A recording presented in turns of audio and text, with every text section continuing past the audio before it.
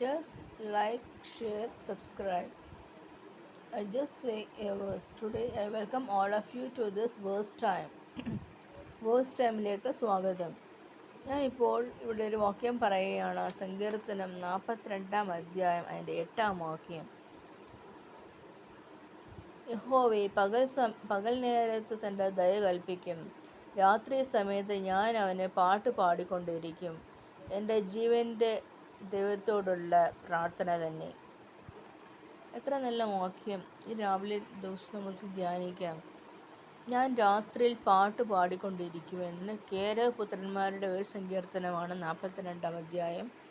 കേരപുത്രന്മാരുടെ സങ്കീർത്തനം. കർത്താവ് പറഞ്ഞേക്കുന്ന 42 അധ്യായത്തിൻ്റെ 8 വാക്യം. യഹോവ പകൽ സമയത്ത് തൻ്റെ ദയ കൽപ്പിക്കും. പകൽ സമയത്ത് തൻ്റെ ദയ, തൻ്റെ മേഴ്സി, തൻ്റെ ദയ, ഒരു ഇറക്കം എന്ന് പറയത്തില്ലേ, ഇറക്കം, ഒരു സമാധാനം രാവിലെ തരുന്നു.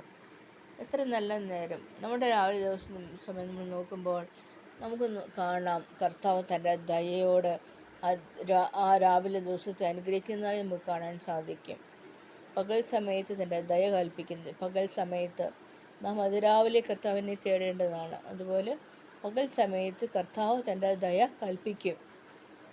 രാത്രി സമയത്ത് ഞാൻ അവന് പാട്ട് പാടിക്കൊണ്ടിരിക്കും. രാത്രി സമയത്ത് എടുക്കുമ്പോൾ പാട്ട് പാടുന്ന ഒരു ലൈഫ് കൊണ്ടോ ഇല്ല.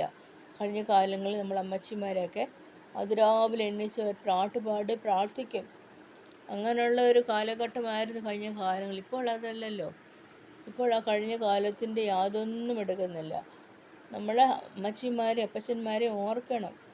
അവർ പഠിപ്പിച്ച പ്രാർത്ഥനയാണ് നമ്മൾ ഇന്ന് നിലനിൽക്കുന്നത്. അവർ പഠിപ്പിച്ച അധ്യായങ്ങളും വായിച്ച വാക്യങ്ങളും നമ്മളെ അനുഗ്രഹിച്ചിരിക്കുന്നു. അതുകൊണ്ട് അത് നാം മറന്നു പോകരുത്. നമ്മൾ രാത്രി പാട്ട് പാടിക്കൊണ്ടിരിക്കണമെന്നാണ് പറയുന്നത്. പൗലോസ് കാരാഗൃഹത്തിൽ കിടന്നപ്പോൾ പാട്ടുപാടി ആരാച്ചപ്പോൾ ജയിലറ പൊട്ടിപ്പോയെന്നാണ് പറയുന്നത്.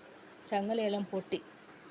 അതുകൊണ്ട് പാട്ട് പാടിക്കൊണ്ട്, അതുപോലെ ദാവീദും പാട്ട് പാടി ഭൂതത്തിനെ ഓടിച്ച്, ശൗലിൻ്റെ ഭൂതം എല്ലാം ഓടിപ്പോയി.